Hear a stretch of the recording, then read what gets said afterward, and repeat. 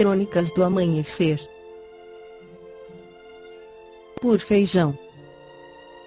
Centro Espírita Allan Kardec de Balneário Gaivota, 25 de janeiro de 2022. Escola de Blumenau expõe dinossauros em semana dedicada ao criacionismo, parte 3. Dinossauros expostos no jardim do Colégio Adventista, em Blumenau, despertam a curiosidade por quem passa pela região de Itoupava Seca nesta semana. As réplicas diante da escola integram uma programação voltada ao criacionismo, a crença de que a vida e o universo são obras divinas. Instituição confessional e privada, um adventista defendido o ensino do que chama de duas versões: o criacionismo e o evolucionismo. Além dos animais gigantes do lado de fora, a Semana do Criacionismo inclui palestras com um paleontólogo convidado. Se você pega uma pessoa que entende, ela prova que os dinossauros foram criados, e não evoluíram. Pelos fósseis você percebe. Foi através do dilúvio que eles foram extintos, avaliada pela diretora da escola, Marilei Schlemper da Silva. Fósseis de dinossauros e estudos geológicos ajudaram a construir a base do conhecimento que deu origem ao evolucionismo. A teoria da seleção natural das espécies de Charles Darwin só foi possível graças aos achados que comprovaram que a Terra tem bilhões de anos de idade. Ou seja, é com o passar do tempo que a vida evoluiu, tese comprovada por estudos empíricos já no século XIX, inclusive aqueles conduzidos por Fritz Müller em Blumenau e Florianópolis. O criacionismo ensinado em escolas confessionais, como a adventista, atualiza os conceitos bíblicos reconhecendo parte das descobertas científicas. De acordo com essa visão, a complexidade do mundo natural não pode ser explicada apenas pelo acaso da seleção natural. Teria de haver um planejador inteligente capaz de desenvolver a vida como ela é nos detalhes. O ensino do criacionismo é polêmico, no Brasil e mundo afora, justamente por misturar fé com conteúdo acadêmico. De acordo com a diretora do Colégio Adventista de Blumenau, os alunos da instituição aprendem tanto a explicação quanto a teológica para que cada um faça a sua própria avaliação. A programação da semana se encerrou na sexta-feira 21/10. Agora vamos analisar a gênese orgânica segundo os espíritos. Primeiro precisamos conceitar o que é o espírito, conforme questiona Allan Kardec no Livro dos Espíritos 76. Que definição se pode dar dos espíritos? Pode dizer-se que os espíritos são os seres inteligentes da criação. Povoam o universo, fora do mundo material. 78. Os espíritos tiveram princípio, ou existem, como Deus, de toda a eternidade.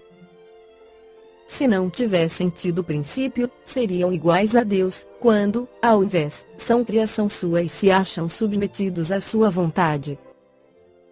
Deus existe de toda a eternidade, é incontestável. Quanto, porém, ao modo por que nos criou e em que momento o fez, nada sabemos. Podes dizer que não tivemos princípio, se quiseres com isso significar que, sendo eterno, Deus há de ter sempre criado ininterruptamente. Mas, quando e como cada um de nós foi feito, repito-te, nenhum o sabe, aí aqui está o mistério. Em A Gênese Allan Kardec esclarece.